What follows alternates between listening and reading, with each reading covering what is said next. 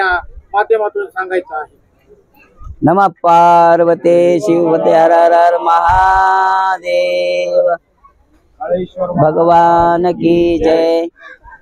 आज या पवित्र अशा श्रावण महिन्याच्या पवित्र महापर्वणी काळामध्ये श्री कालेश्वर मंदिर असलेल्या पवित्र पुरातन असलेल्या या तीर्थक्षेत्रामध्ये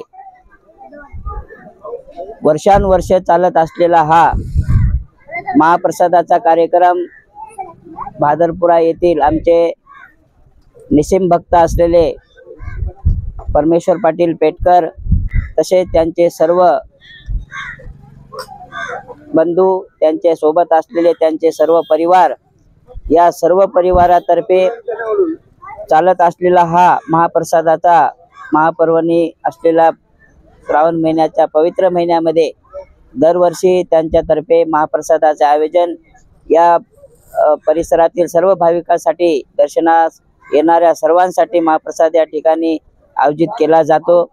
आणि खरोखर या ऐतिहासिक असलेल्या भादरपुरा नगरीतील पांचाळपूर नगरी असलेल्या या कंधार नगराची जी ऐतिहासिक पार्श्वभूमी आहे, या पार्श्वभूमीच्या माध्यमातून या जगतुंग समुद्र नावाच्या या तलावाच्या काठी असलेला परमेश्वर साक्षात शिवलिंग असलेलं महाकालेश्वर मंदिर आणि बाजूलाच असलेलं श्री राजेश्वरांचं सुद्धा या ठिकाणी पवित्र असं महादेवांचं सुंदर पुरातन काळातील मंदिर आहे। आणि खरोखर हेच नव्हे तर आजूबाजूला जवळपास 7 असे मोठमोठे तीर्थक्षेत्र या आपल्या या भादरपुरा नगरीमध्ये आहेत।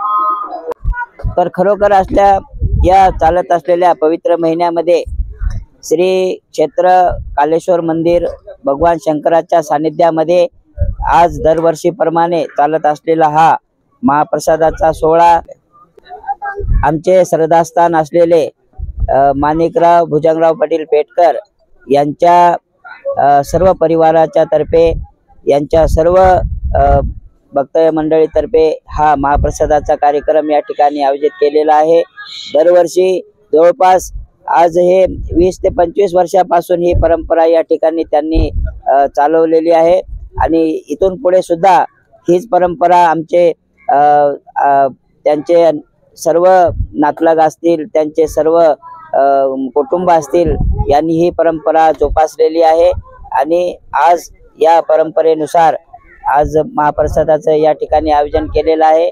सर्व परिसरातील भाविकांनी या महाप्रसादाचा लाभ घ्यावा। प्रभू श्री कालेश्वर भगवान यांच्या सर्व मनोकामना पूर्ण करो हीच महादेवांच्या चरणी प्रार्थना करतो। सर्वांना खूप आनंदी, सुख, समृद्धी, आरोग्य लाभो हीच कामना करतो।